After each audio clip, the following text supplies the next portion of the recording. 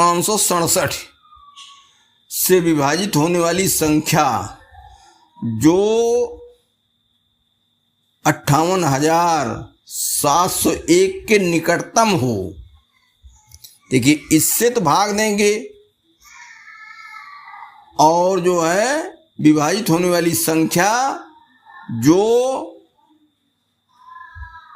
58,701 के निकटतम हो, तो हम क्या करेंगे, इसी को भाग देने लगेंगे और जो विकल्प दिए गए हैं इनमें जो इसके निकटतम होगी वही संख्या मान लेंगे।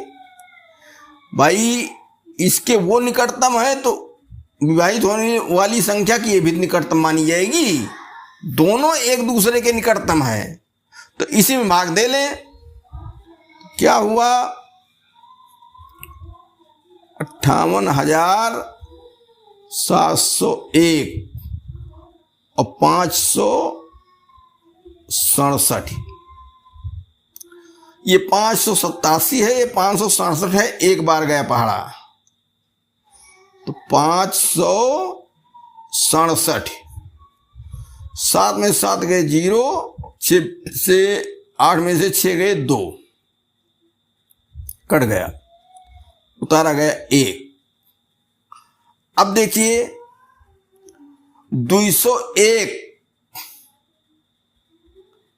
58,701 के बाद है इसमें, यहाँ 58,000, ये 55,000, ये 58,000 पूरा 68 केवल है, इनमें से कोई नहीं। तो देख रहे हैं हम कि 58,968 ये है और 58,701 ये है, तो इसी के करीब जा रही है, इसी के करीब जा रही है। तो इसका मतलब क्या है, यही हो गया। 201 मान लो 567 में से 201 घटा दें तो यह आएगा 6, ये भी 6 और ये 5 में 2 गए 3, 366 का अंतर है दोनों में, ठीक। और इन सबसे ज्यादा का अंतर है, इन सबसे, इसमें तो 1000 का अंतर है और इसमें 1000 मान लो, ठीक है, तो सैकड़ा में ज्यादा अंतर हो जा रहा है, ठीक। तो इस तरीके से निकटतम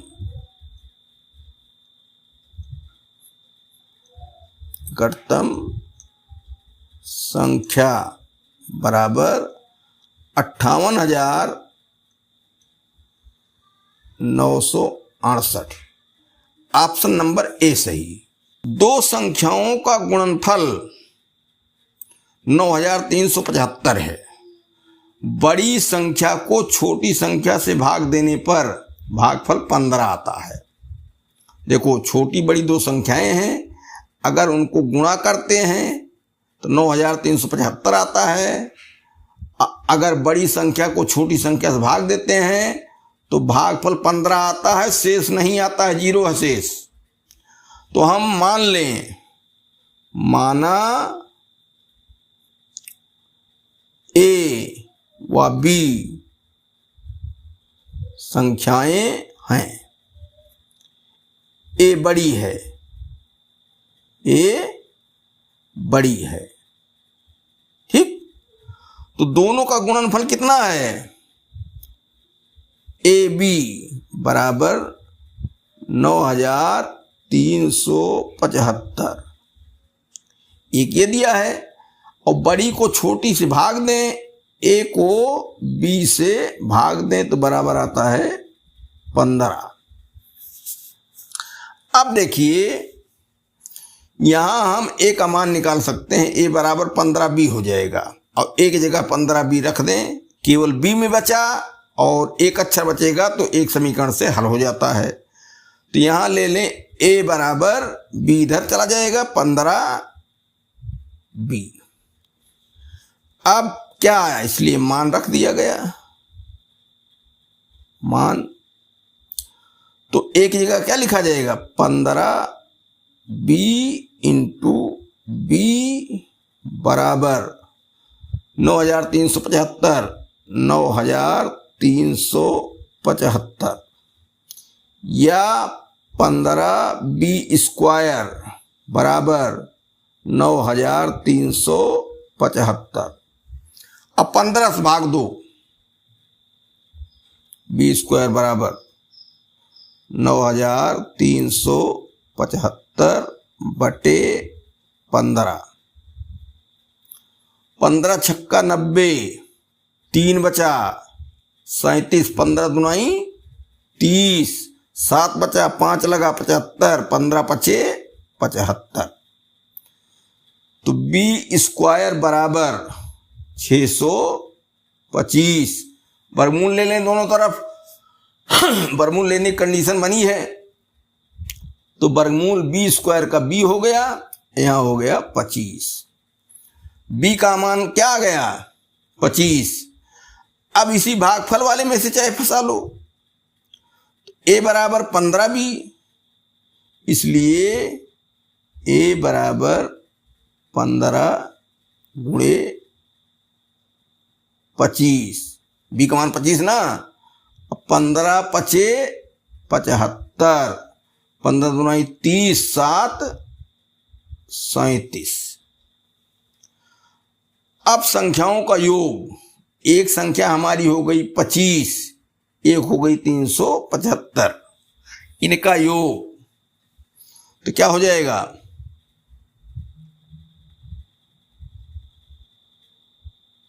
a + b बराबर 375 + 25 बराबर 400। ठीक, ये ऑप्शन नंबर सी सही है। दो धनात्मक संख्याओं का गुणनफल 11520 है और उनका भागफल 9/5 है। दोनों संख्याओं का अंतर बताओ। तो ऐसा है कि 9/5 मतलब बड़ी संख्या एक होगी, एक छोटी संख्या होगी। बड़ी संख्या को छोटी संख्या से भाग देते हैं तो 9/5 आया है। ये 9/5 असला मान नहीं है, यह एक अनुपात जैसा है। तो AB बराबर 11520। क्लियर हो गया। और A/B बराबर 9/5। ठीक, तो अब यहां A को 20 भाग दे रहे हैं, इसका मतलब A वाली संख्या बड़ी है, B वाली संख्या छोटी है। इसलिए संख्याएं, अब ये अनुपात जैसा हो गया, बराबर 9x और 5x। ठीक, अर्थात A बराबर 9x और B बराबर 5x। ठीक, तो जो AB का गुणनफल निकाले हैं, अब इनके द्वारा भी यही गुणनफल हमको मिलेगा। इसलिए 9x गुणे 5x बराबर 11520। 5 से काट दो, छोटा हो जाएगा, नहीं तो 5 दुनाई 10 और 5 तिहाई 15 और 2 में नहीं गया पहाड़ा 0, 5 चौक 20। ठीक, अब ये 9 से कटेगा, 9 दूनी 18, 5 23, 9 पचे 45, 5 9 छक 54। हाँ, 9 से भी कट जाएगा। 9 दूनी 18, 5 23 50, 9 पचे 45, 5 54 बना, 9 छक 54। यहां बचा क्या? x² बराबर 256। या अब यहां वर्गमूल निकलेगा, 16 16 256, तो x² का वर्गमूल x और इसका हो गया 16। यक्स का मान क्या आया 16, इसलिए ए बराबर 9 गुणे 16, 16 9 144, और बी बराबर 5 गुणे 16, 16 पंचे 80। ठीक, दोनों का अंतर बताना है। तो ए ऋण बी बराबर क्या 144 माइनस 80। तो 144 में से 80 घटेगा, 100 घटता 44 होता, और 80 घट रहा 44 20 64, 44 20 64, 64 बचा अंतर। ये ऑप्शन नंबर बी सही है। यदि दो संख्याओं में से बड़ी संख्या के 3 गुने को छोटी संख्या से भाग दिया जाए तो भागफल व शेषफल प्रत्येक 6 आता है। कहने को कि भाग फल आएगा और शेष आएगा, पूरी कटेगी नहीं। यदि छोटी संख्या के 5 गुने को बड़ी संख्या से भाग दिया जाए तो भागफल 2 और शेषफल 3 आता है। बड़ी संख्या क्या होगी? तो अब सीधे सीधे हम लोग संख्याएं माना संख्याएं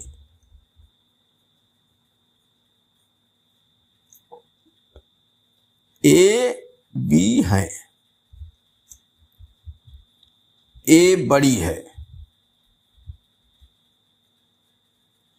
ए बड़ी है।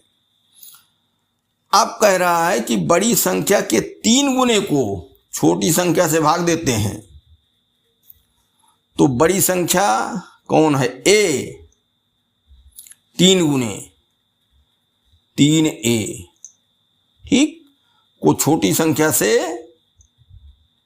भाग देते हैं, बी से भाग देते हैं, तो बराबर क्या आता है? भागफल और शेषफल 6, शेष बराबर 6। ठीक, इसका मतलब क्या है? बी को 6 से गुणा कर दें और 6 जोड़ दें तो संख्या मिल जाएगी कि नहीं मिल जाएगी? भाई जितनी बार जो है पहाड़ा गया है, ये बी है, ये 6 है, तो बी को 6 से गुणा कर दें और 6 जोड़ दें, संख्या मिल जाए। इसलिए 3a बराबर 6b प्लस 6, 3 से भाग दे दो, 2 a बराबर 2b प्लस 2। ये समझो समीकरण 1 हो गया तुम्हारा। अब फिर कहता है यदि छोटी संख्या के 5 गुने में बड़ी संख्या से भाग दें, छोटी संख्या b है का 5 गुना 5b में क्या करें? बड़ी संख्या से भाग दें a, तो क्या आता है? भागफल 2 और शेष बराबर 3। तो यहां भी a में 2 का गुणा कर दें और 3 जोड़ दें तो 5b के बराबर हो जाएगा। 5b बराबर 2a प्लस 3। ठीक, तो a बराबर पक्षांतर कर दो, 5b माइनस 3 बराबर 2a, और 2 और पक्षांतर कर दो, गुणा कर रहा है इधर भाग करेगा, 5b माइनस 3 बटे 2 बराबर a। समीकरण 2। अब a का मान यहां भी है यहां भी है, तो समीकरण 1 व 2 से 2b प्लस 2 बराबर क्या हुआ? ये 5b है भाई, 5b 5b माइनस 3/2। तिर्यक गुणा कर दो तो 2 दूनाई 4b प्लस 2 दूनाई 4 बराबर 5b माइनस 3। अब इधर 5b ले आओ तो 4b माइनस 5b बराबर क्या आएगा, ये ऋण 3 ही है और ये धन 4, ये भी ऋण 4। हिसाब करो 4b और 5b तो माइनस b बराबर 4 3 7 तो माइनस 7। ऋण से गुणा कर दो b बराबर 7। अब कह रहे हैं कि बड़ी संख्या बताओ, तो अब देखो b हम पा गए, a का मान निकाल लें किससे, समीकरण 1 से। समीकरण 1 में समीकरण 1 छोटा है, b का मान